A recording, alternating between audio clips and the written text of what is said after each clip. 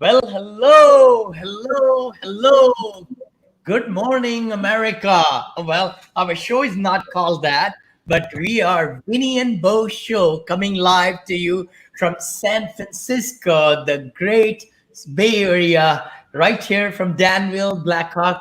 Uh, Everybody, please thank you. Those who will be joining today. We always come to you on Friday at 9:30 a.m. 9:30 a.m. Pacific and 12:30 p.m.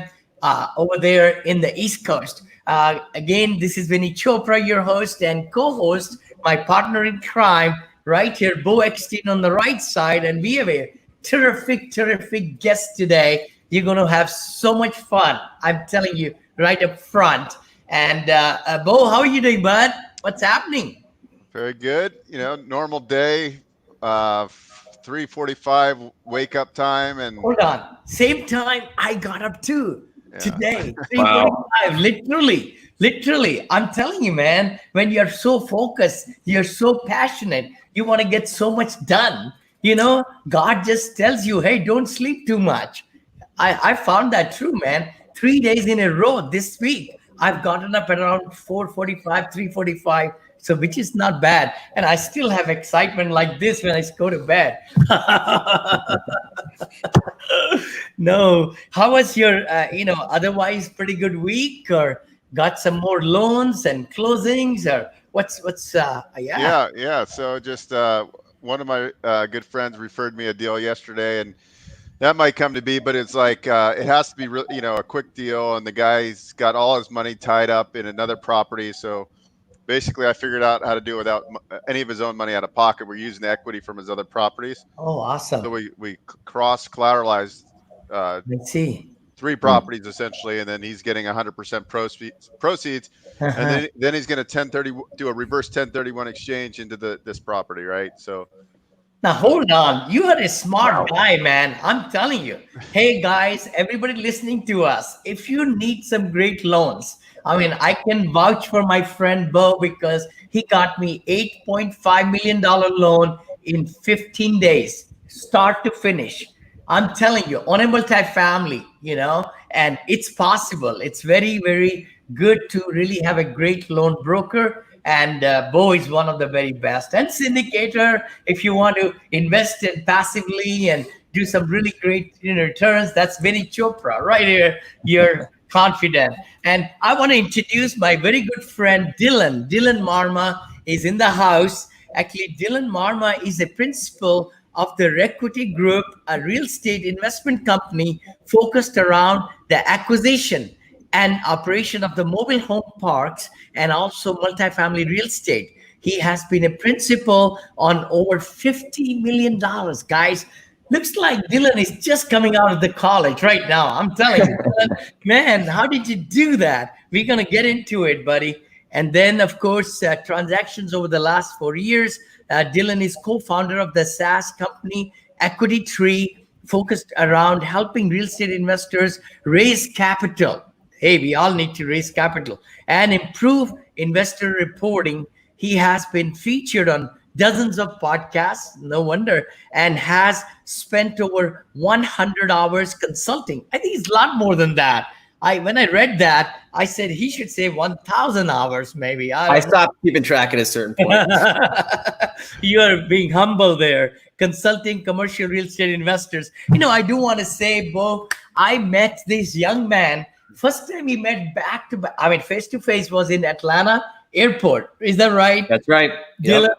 Went to a few years the back, steakhouse there. 3 Yep. years, something like that back. And Mhm. before that, you had reached out to me. I don't know how much you want to say about it, but it's up to you. And how we got to know each other. And I'm very pleased that you agreed to come on the show today. And we're gonna drop some great, value bombs. We call it, like John Demas calls, like value bombs. hey Vinny, real quick, Yeah, bud. all right, I'll bet you sushi that you don't know what does SaaS stand for. Oh, And SaaS. you can't Google it. Oh, I can't. Okay, Being I from knew, India, man, we didn't have this word over there in that dictionary. Can you define SaaS for us, Dylan?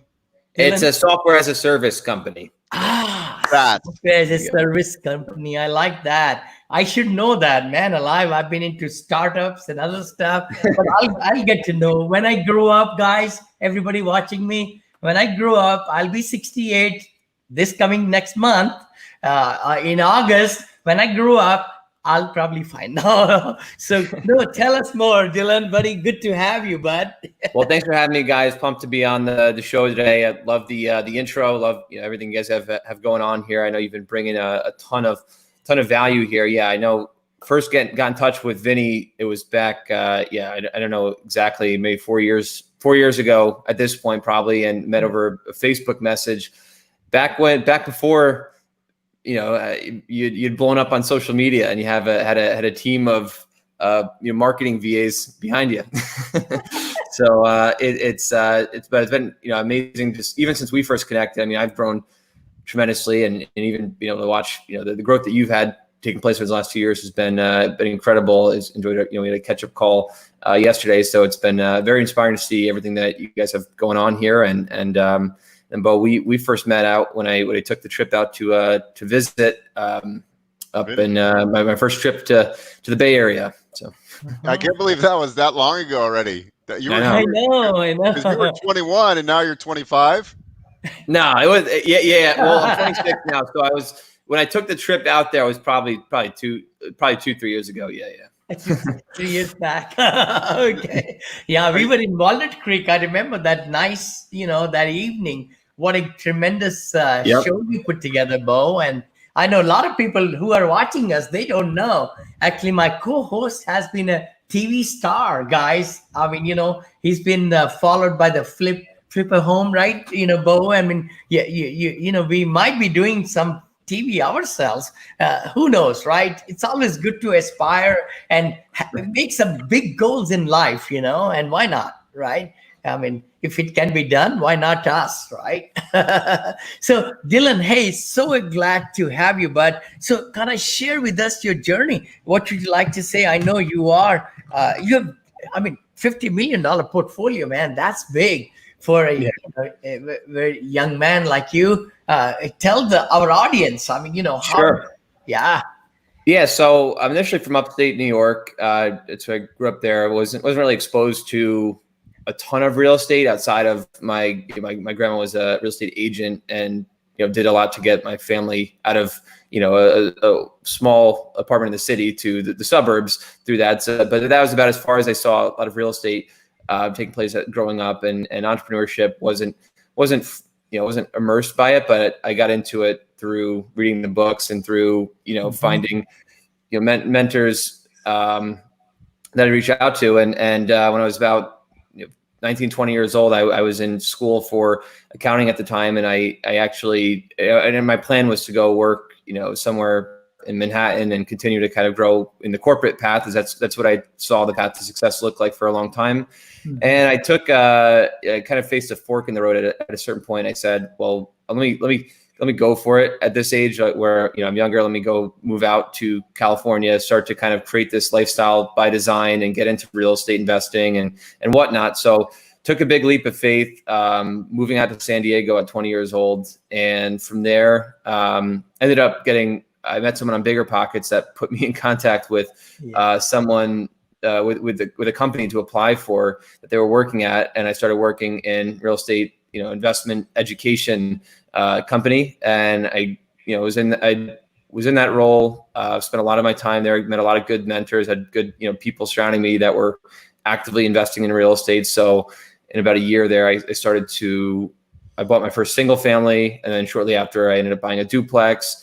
And then I hit a point where I think a lot of people in multifamily, hit that point where they see that they want to start to scale or buying the one house every year or so isn't going to quite get them to the long-term path. So for me, I think what really hit me actually more than anything was that I saw that, it was very predictable of what my upside was and where I would sit at 30 years old if I were to just stick there and do that. And for me, almost that level of certainty wasn't that exciting, because what if something bad came up, or what if I didn't hit it's almost like I saw exactly what a straight line of success looks like, and chances are life, throws curveballs at you. So if I stuck on that path and something came up, I'd be in a tougher spot. So I ended up really getting into the idea of multifamily and syndication. That's when Vinney and I first connected. Over Facebook, I saw what you had done in your own business, and we jumped on that call. And from there, I started,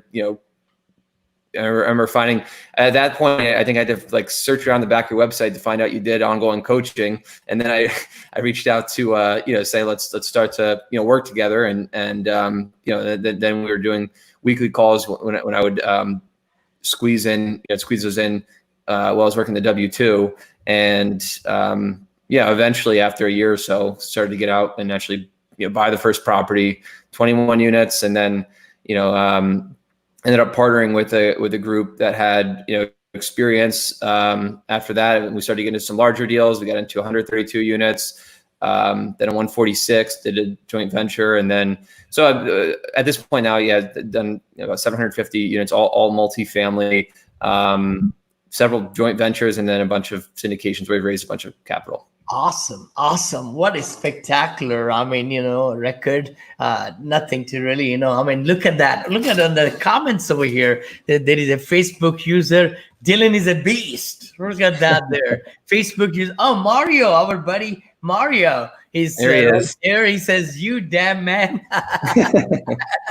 And here Vinney Chopra says, "Let's crush it." Hey guys, everybody who's watching, 14 of us, you are watching, please tell us where you're from, what city or state, and also please give us some questions which might be on your mind as you're listening to Dylan and our interview. We love to interact with you because this show is for you. As you know, this is a multifamily, real estate, senior living, syndication, money raising show. Plus the loans. I mean, you cannot buy anything in life unless you get a loan. I mean, that's what it is. Leverage. Not like the stock market, the margins and options and all that. You have to pay 100% of the cost of the Google stock, but not in real estate. In real estate, we love real estate because it's so cheap money.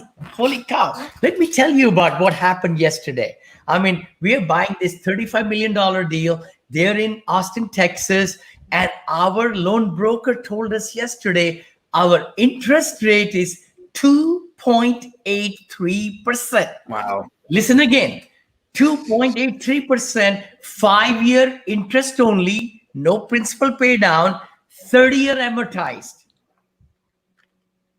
Does it get any better, guys? That's pretty good. No, it does not get any better. I'm telling you. I mean, if you're not in real estate, you got to be in it right now. If you're not investing in real estate, this is the time.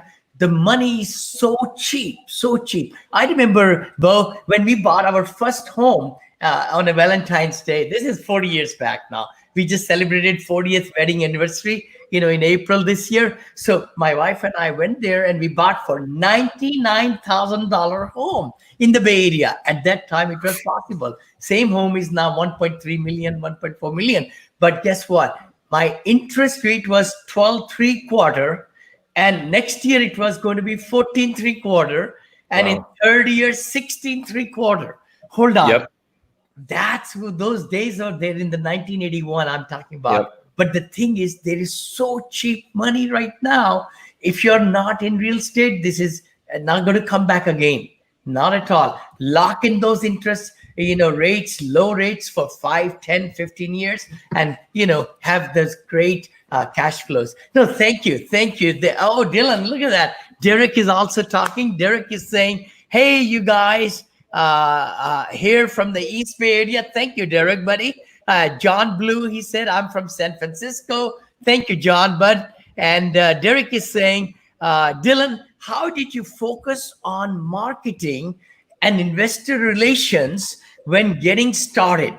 Did you spin off one plate, like I talked about, more happily than the others? Please tell us that, right, Dylan? Yes. So I think everyone's path ends up being a little bit different because there's so many, as you talk about, there's so many different plates, and some people find a niche as to one area they focus on more than the next. in my case, when I was first getting started, I was just trying to do as much as I could do of everything. And I think you kind of have to. You have to really just try to go out there and actively, because there's always the chicken before the egg thing of, do I go out and find the investors, or do I go out there and find the deal? And you have to be doing both simultaneously, because when the deal actually comes up, you're always going to end up kicking yourself, saying, I should have done more work beforehand, because now I have to raise all this money and I don't have everything in place. So you have to be prepared before the opportunity arises. So I think getting the money first is ideal, but you can't just focus on that and not focus on finding a deal. So in my case, the first deal I did was a joint venture. So that was, it was a great experience, and it wasn't really as focused around finding a bunch of investors, and that helped learn the multifamily space. And then from there, ended up doing a deal that was 132 units. But at that point, I actually had partners that had a pretty, from myself, I had done a decent job with building up a base. I had, I did a local meetup group for a long time. The meetup group helped, and I did a live event. We did like a 100-person live event. So I built a bit of a base, and I also had partners that had actually been out building a podcast that had a lot of success, which was a huge, it definitely helped us expand our reach tremendously, to be able to, get in front of a lot of investors. So I really do lean back on having a podcast or some kind of like a digital media platform that you can use to generate contacts. That way you're not just focused on just your backyard, and you can reach outwards to a lot of people. Because I've done both the meetup and some of the online stuff. The online stuff I think makes more sense because you get in front of more people and you find the right people, but it is harder to build that same kind of personal connection at the same time. So it's a give and take. But that's mine in a summary. Sure. And also, I think what Dylan did really well, obviously he's a smart guy, but what he did really well is he sought out the right people in the beginning. He didn't waste time. Like, he reached out to Vinney, right? Like he said, okay, this is a guy I need to talk to. And what does he do? He approaches, and then you guys formed a relationship, and it was Dylan brought his value to you, with his knowledge. Big time. I was going to say that. I mean, right. You brought so much value, got streamlined. We did so many recordings, and I remember, man. So you really added a lot. I want to thank you for that. Yeah. So I think Dylan, like he really, he reads a lot. He's studying like the really smart people out there, and then he aligns himself very well, right? Because that's how you leverage yourself, right? Because if you want to get ahead in life, you have to leverage in all different ways, right? Like now we have virtual assistants, we have marketing people, we have a podcast, we want to get in front of more people. And so you got to kind of like, first, I think you got to step back and say, okay, like what did Dylan do correctly at such an early age? First of all, there's not many people in their early 20s that are very focused like he was. And then secondly, he got around the right people, educated himself, and then now he's educating others, right? So it's like it's that circle. And so now I'm kind of interested to like learn your progression on your software company, and then and then also your move into mobile home parks, which is a great asset class. I know a couple of investors that are heavily invested in mobile home parks, and kind of like, what's your appetite for those? What should we look at? I mean, are we just making sure they all have city utilities? I mean, what's your kind of take on that space and the opportunity within there? All right. Awesome. Yes. Well, sounds awesome. Well, yeah, I appreciate that. And I'll start off with just talking a little bit on the software platform and what we've been doing, how that all came about. So I have my partner on this. So two of us are the co-founders. Ekaterina started building this platform out about a year ago for her. Actually, she does mobile home parks, and she was building a tool out to serve her JV partners by having a place to store documents and most importantly, track the progress and the performance on the deals that are getting done. That was the big thing for her, and she continued to build it out. And along the way, I was just providing insight and feedback. And then at a certain point, I realized that I was also spending $15,000 a year on a software that was doing very, very similar functions that had a couple additional bells and whistles. So I said, hey, let's take the foundation of what you've built here. Let's build this into something that can fully be integrated with people that are syndicating and raising capital from a large number of investors. And that's what we did. So we've spent a lot of time in the last 5 months doing a lot of product development. It's a never ending process, but we've got to the point where we brought on some test users. Then from there, we probably opened doors 2 months back with, the finalized V1 of the product to start bringing on, our first base of paying users with EquityTree. It's EquityTree.io if anyone wants to check it out. But basically, it's an investor management platform, and our focus is just being a tool that's simple and accessible for everyone. We're really trying to make this, as far as the pricing goes, it's widely available for any operators of all sizes. And as far as the functionality goes, we're really trying to emphasize keeping it simple and being like the iPhone versus the Android, where maybe there's not all the additional bells and whistles, but it's got all the essentials, and it's very simple and easy to figure out, whether you're a sponsor that's raising the capital or for your LPs, making it easy for them to get in there and access all the updates and things like that. So that's been really neat. It's been it's been a lot of fun to work on. What you just said, Dylan, is so important. The user interface, the easiness of the project. I mean, I've been a member of many software deals, and they're so complicated, so many bells and whistles. It shows great on the contract, but by golly, I mean, most of the people don't use those bells and whistles, and they're more complicated. And if the user experience is not good, they need to, not have that. Yeah. Thank you. Yep. Thank you. No, exactly. Right. It's like you want it all done for you in a box, ready to go. Right. So that's the goal there. And then back to Beau's question on the mobile home parks, what's caught my attention there. So being in the multifamily industry, I think in the last, 4 years, really, since I've started really paying a lot of close attention to it, we've seen tremendous things, and we've seen cap rates, compress and values going up and on the asset class. And I think there's always going to be a lot of ongoing opportunity. I think there's a little bit less margin for error. We'll say, being where prices are today, you have to be very, very patient and find the right ones and execute well. And but it's been a great foundation. It's saying it's always going to be one of the safest places to park and invest money out there. So I plan to continue to do multifamily deals, but I've also been getting increasing amount of interest in doing mobile home parks, largely because I think if you just look at the asset class right now, I think there's a lot of breathing room in terms of what returns are possible for you in the space, right? The cash on these deals can go easily to the mid to high teens, on big institutional sized projects, right? And so even when you have the economies of scale, you're still getting tremendous cash on cash. If you look at mobile home parks as a whole, there's an affordability crisis across the country. So we're serving that purpose. And the thing is, you're really not going to be able to build many more of them. A lot of times the cities and the local governments are against building them, largely because they're either going to get protested by the existing residents that live around the areas that they're considering developing them, or because the tax revenue is very minimal comparative to what the tax revenue is on an apartment building. So you're actually seeing, I think it's 0.75% per year decrease in the total amount of supply in mobile homes. So that's a huge thing, being that there's a lot of demand and there's decreasing supply in the space. So I think it gives a lot of confidence in what's going to be available long term. And then lastly, I think when you look at mobile homes, I know not everyone's familiar with the different types of pads that you're purchasing, but you're either going to have a vacant pad, you're going to have a park owned home, or you're going to have a tenant owned home. So the park owned homes function very similar to apartments, right? People move out. You get them on a 12-month lease, they move out, you got to fix them up, you got to spend CapEx, and then you're going to lease it out to someone else. The tenant-owned homes are really, if you're really scaling, you might be able to make a little bit better cash flow on park-owned homes, but you're going to have a lot more headaches, and it's going to be a lot more turnover, I'd say more risk.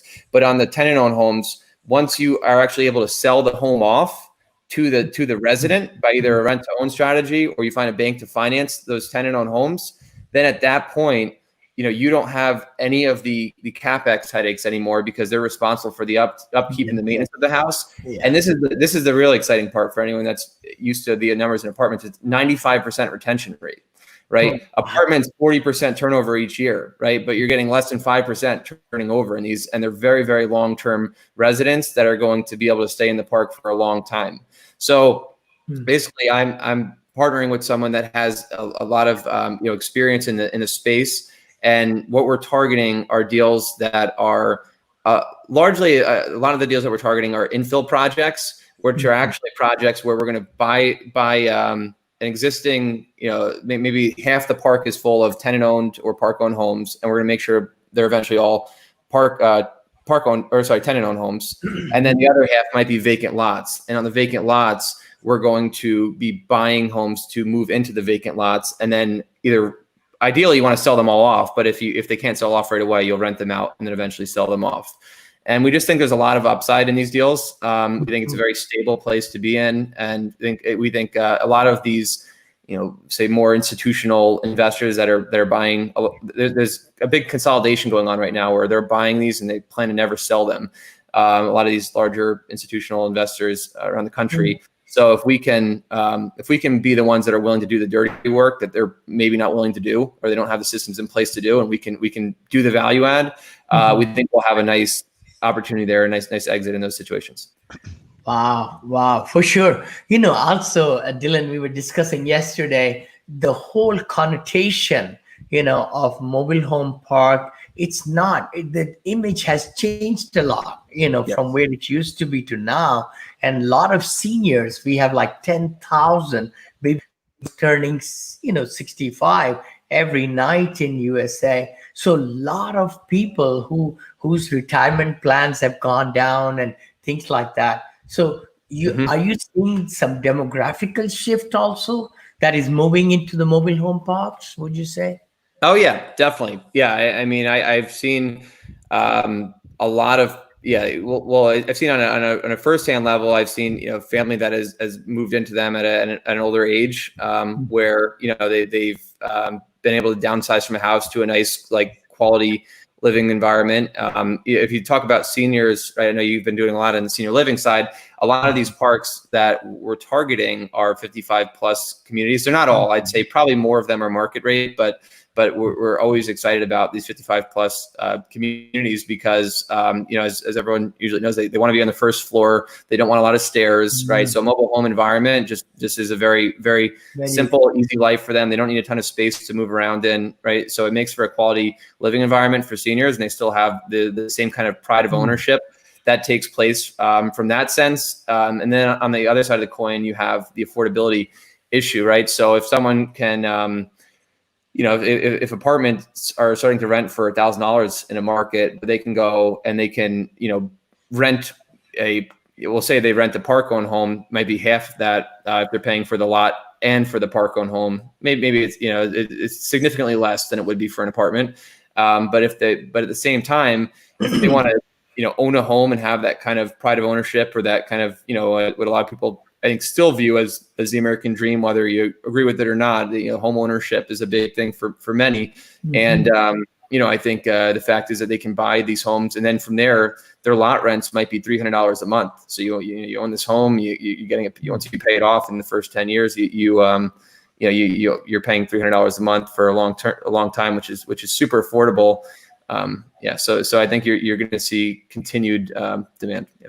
And probably what you're going to see too now with new construction technologies is you're going to see more mobile homes, meaning you're going to be able to. The problem in the past has been you can't move them, so it's a good thing for owners because once they're there, it costs so much to transport them out. But eventually, I think what's going to happen too is they're going to come up with a product that's just more modern, right? It's going to be like if you go to I was just looking at Boxable. And they do this new ADU, and they take it on the back of a truck and plop it down and unfold it, and it's a beautiful, So I think the key is to find products like that. You can finance those; they're $50,000 plus installation, but you can pay $250 a month and buy one, right? So you can encourage if you get that. Probably what you could do is encourage people to start putting those type of product on your pads because it's going to create a new norm for mobile home parks, and then you're going to change names. It's going to be not called mobile home parks anymore. It's going to be called villas of Yeah. you're Yeah, right. and it's manufactured home community at that point. They switch it to, right. It's almost like it was a trailer park, and then it's mobile home park, and then it's manufactured home community is the next layer of it, right. And I think that yeah, there's definitely a stigma where everyone thinks that these are the homes that are valued at $5,000 each, but like you just said, Beau, a lot of these homes are $50,000 homes. They're not completely cheap, right. Especially if it depends on the market, right. That's the strategy depends. It can vary widely depending on where you are in the market and what the demand is for the different types of homes. But we were looking at one recently that was in a really really prime MSA and a lot of seniors in it, and we saw that the demand was the fact that we could actually probably buy homes that are actually probably more like $80,000 each.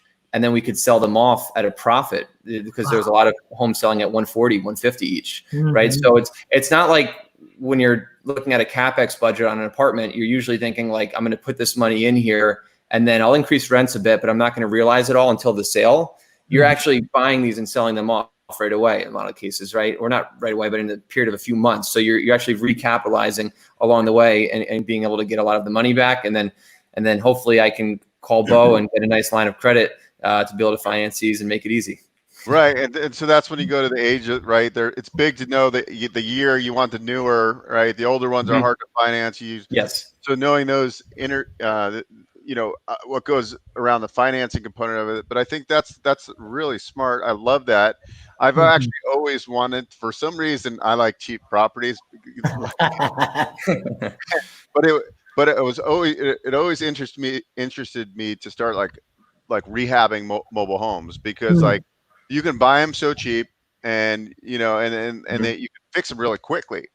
And so there's all these people that if they might get evicted and foreclosed on and they can't move the part or they can't move the mobile home. So there's tremendous opportunity to go in and buy those things cash for 10, 15,000 bucks. Yep. Put in 20, now you got an $85,000 asset.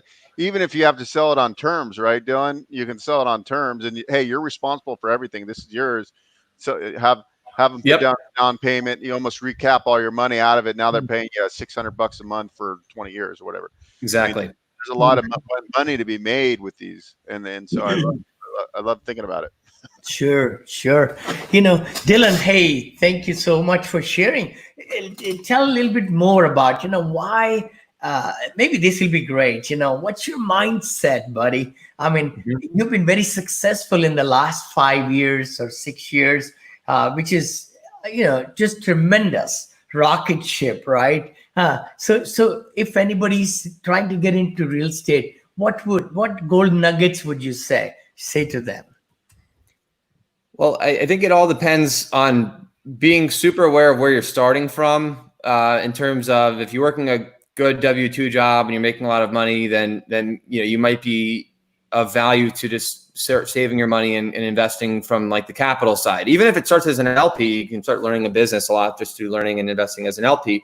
Or you might want to buy something that's local that you can manage with the limited time that you have in that sense. But I think for me, I really like the model of syndication, and I think that it's something that I probably rubbed off talking to Vinney a lot about this early on. But I saw I think the model is so scalable, and I think it creates a great lifestyle for you because it's not as much of a grind as just say flipping houses can be at certain times. You're doing less deals, but the deals require more effort and diligence along the way. But you can really create tremendous amounts of wealth. It is a very delayed gratification business. I think that's important for anyone to know. You're not, a lot of times it's going to take a lot of time to get that first deal. And then the real payday comes when you sell these properties, probably years down the road, but it creates enormous amounts of wealth if you do it right. And I think you're also serving a lot of people along the way, like having great relationships with investors that are getting returns that they're not going to be able to find elsewhere. So I think for me, I'm a little bit biased just because I really like that model. And it's something that I always plan to continue to grow in with working with investors and doing large deals. And for me, it's exciting. And I think it just provides a great life. But I think that you also have to be aware, like I say, aware of what you want, because if your goal is just to get into real estate, just to cash flow and just to kind of be able to free up your time a bit, it's pretty hands-on. I mean, you have to be very active, especially if you're like self-managing, like I know Vinney is, and we're going to be doing it. And I think it's, if you're going to be growing a big portfolio, there's always more fires to put out. So you have to be aware of just, the pros and the cons of as to what it is that you want. So yeah, it's a tough question to answer, because there's a million different directions to go in with real estate, right? You can start off on the brokerage side, you can start off doing residential, you can start off doing commercial. I think it just comes down to where you're starting from, and it's easier to give advice for someone that's in a specific situation, right? Sure, Dylan. No, you're right. I think what you just said is so true, that you got to just focus in, find out. Like in my case, I was looking at not going into residential. We had all these homes scattered all over, right? And they were being managed by the property management companies in different states. But then when the model of multifamily came in my mind, not the hospitality, not the industrial, not the shopping centers, not the office space, but multifamily, it just made sense, simple sense, that instead of 20 homes scattered all over the country, you have 20 homes or units, we call it, in multifamily in one place. Economies of scale. We can have part-time manager, a part-time, repair person, a maintenance person, things like that. So those things kind of made logical sense. You're right. But you're right. I mean, you got to see how much time you can allow yourself. And if it is W-2 job, I was doing W-2 job for many, many years until we really got into where the cash flows, went bigger and better and so on. You're right. Yeah. Yeah. How about success principles? What do you do? Share with us, what is a day like in Dylan's life? Tell us. Well, every day is different now, which is what I like about it. I think that's what I didn't love about the last job that I had. In a sense, I got to a point where I felt like I was kind of doing the same thing day in and day out. And that's why I said it was like very predictable. A lot of certainty in exactly what each day and each week was going to look like. Whereas with today, it's, I mean, as you see, I'm working on a number of different things at this point, and I'm actually doing some residential deals too with my younger brother, getting him into the business, growing that. So I mean, there's a number of things going on, and it's always being very active with your time management and being focused on that. I think from the business side, I'll start, and then I'll hit the personal side. But on the business side, I'd say having good rhythms is extremely important. Most people are probably going to be partnering with people to some degree, and I think if you're in any kinds of partnerships or you have a team of any sort, like having good rhythms with them, doing like morning, it could be everyday calls if it's something that's important enough, or weekly calls. But you definitely want to have good kind of systems in place for staying connected with the team. And then I think the best thing you could do is always outlining each day what, say, the 3 to 5 most important things you could be doing are. I like to, have a little journal next to my, computer that I leave here. And I have a Google Calendar. I'm using Google Calendar all the time, but I usually will jot down the three to 5 biggest things that I have to do today. That way, with any free time I get, or I block off the time to make sure that getting those done, just because, sometimes the list is endless and you have to just choose, kind of prioritize and get that done most effectively. And then on the personal side too, I think it's time to, it's always good to read a lot, definitely. I think that's probably the biggest thing, because it's like the Abe Lincoln quote where he says, if I had 6 hours to cut down a tree, I'd spend the first 5 sharpening my axe. And I think there's a lot of truth in that. I think if the more you study and the more you learn about what others are doing, you spend less time kind of spinning your wheels trying to figure out through the school of hard knocks, and you can kind of cut down condensed time frames by doing so. And then, I think it's good, I mean, most of us all work, like 7 days a week pretty much, but it is good to definitely build in time in your schedule to do something to reset at least once a week. For me, I like to do like a nice hike and get outside, and I need usually half a day on Sunday or Saturday, where I just kind of just let my mind recharge, and you got to kind of learn to find ways to build that in to make sure. Otherwise, it just kind of you start just becoming less effective if you go multiple weeks at a time and you don't take any of that time to recharge your batteries. So just knowing what it is for you that helps you recharge and having those rhythms built in consistently. Where do you live now, Dylan? Are you in Tennessee or? Yeah, I'm still in Tennessee. Yep. Is your plan heading to out stay to there? Florida? I think, right? Dylan is saying, yeah, he might be coming out to Florida now. Yep. That'll be great. I think come October, moving to Florida. Yeah. No, that's fabulous. No, Dylan, I think as I look back 4 years back or 3 years back, I mean, when you joined and, and we were working together, you were just a goal oriented. I mean, I remember Dylan putting down his goals, what you just mentioned. And every time when we had conversations, you would summarize. I was telling that to Kanchan. I said, Dylan is one person who always, summarized and took the points. And that way, just like you said, putting down things to see what can you take to the next level, right? So that is a big quality, very big quality, And then you also, when you moved from San Diego to Atlanta, I remember you impressed so much because you got 425 member, something like that.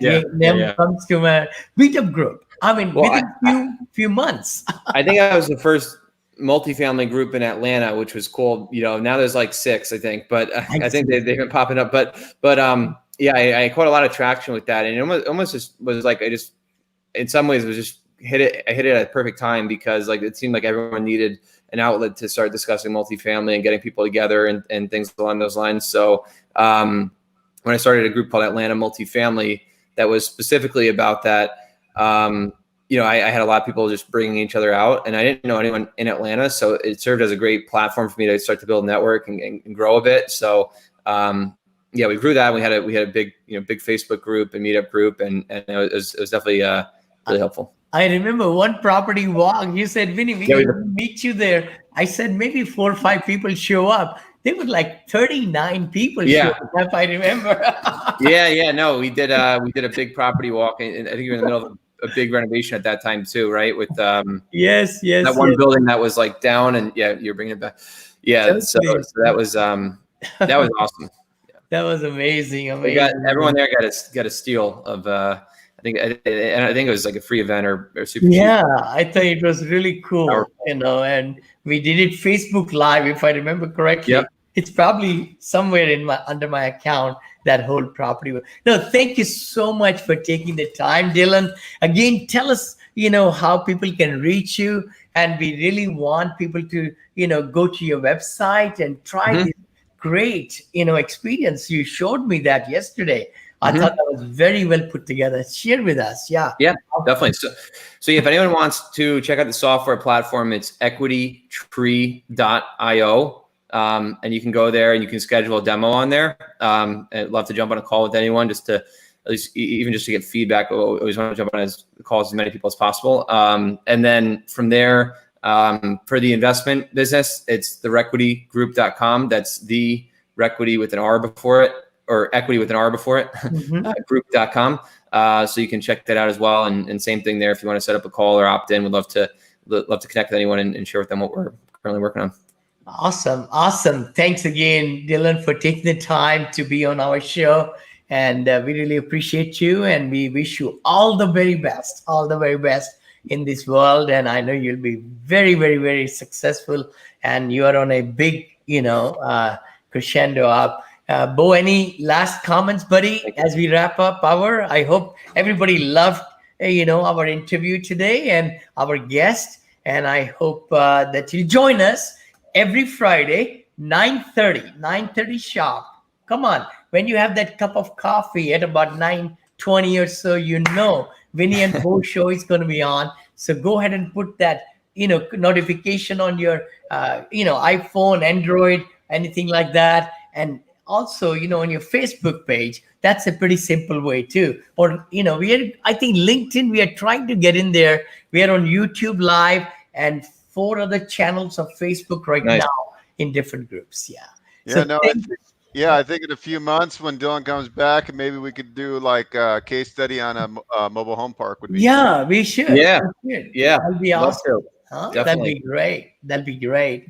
No, thank you so much, Dylan, buddy. You take care. We appreciate you, and you take good care of this weekend. Everybody, have a great weekend. We'll see you next Friday at 9:30 a.m. Pacific. Take care. Awesome. Thanks so much, guys. Really enjoyed the show. Good. Thank you. Bye bye.